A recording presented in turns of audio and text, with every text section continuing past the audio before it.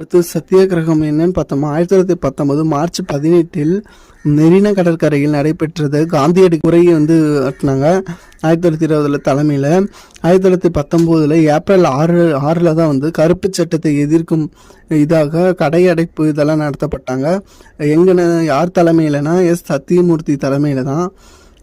சத்தியாகிரக சபை அப்படிங்கிறது என்னன்னா, ராஜாஜி, கஸ்தூரிரங்கர், ஜாக் ஜோசப் கூட்டத்தில் உரையாற்றினாங்க.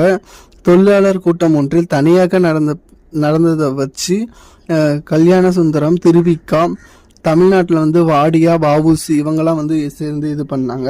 அந்த கழகத்துக்கு சேர்ந்துக்கிட்டாங்க. ஒத்துழையாமை இயக்கம் அப்படிங்கிறது தமிழ்நாட்டில் ராஜாஜியும் ஈவே ராமசாமியும் தலைமையில் நடத்தப்பட்டது. இணைப்பாக இந்தியா முஸ்லீம் இணைப்பாக முஸ்லீம் லீக்கின் சென்னை கிளையை நிறுவனத்துக்காக யாவ் ஹாசன் அருடன் ராஜாஜி நெருங்கினாங்க.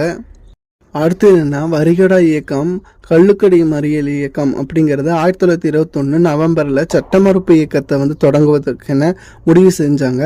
ராஜாஜி, சுப்பிரமணிய சாஸ்திரி, ஈவேரா கைது செய்யப்பட்டாங்க. இதுக்காக இவங்க 1922 ஜனவரி 13 வேர்ல்ட்ஸ் இளவரசன் வருகை புறக்கணிக்கப்பட்டது.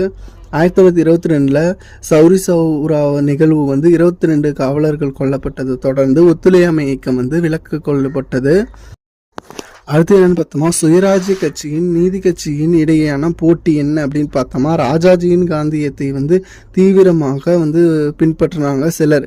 சட்டமன்றத்திற்கு செல்வர் எதிர்ப்பும் தமிழ்நாட்டில் சீனிவாசனார், சத்தியமூர்த்தி சுயராஜ்ய கட்சியினருக்கு தலைமை ஏற்றாங்க. இவங்க சுப்பராயன் அமைச்சரவை அப்படிங்கிறது என்னன்னா, 1926 நடைபெற்ற சென்னை மாகாண தேர்தலில் தேர்ந்தெடுக்கப்பட்ட உறுப்பினர்கள் சுயராஜ்ய கட்சியினர் பெரும்பாலானாக இந்த இடத்தை வெற்றி பெற்றது.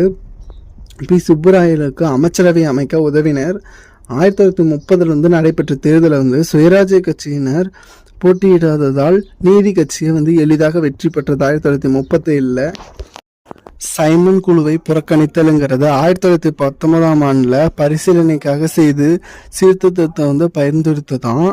1927 இந்தியா சட்டப்பூர்வ ஆணையம் ஒன்று சர் ஜான் சைமனின் தலைமையில் ஏற்படுத்தப்பட்டது. சென்னையில் சத்தியமூர்த்தி தலைமையில் சைமன் குழு எதிர்ப்பு பிரச்சாரம் குழுவாக உருவாக்கப்பட்டது.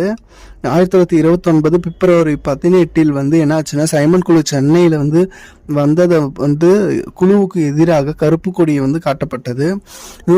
இன்னொரு சைடு வரவேற்கவும் செஞ்சாங்க. அது பின்னாடி அவங்களே புரிஞ்சுக்கிட்டு அது வேணாம் அப்படின்னு சொல்லி இவங்களும் புறக்கணிச்சதுனால அவங்க கிளம்பிடுவாங்க.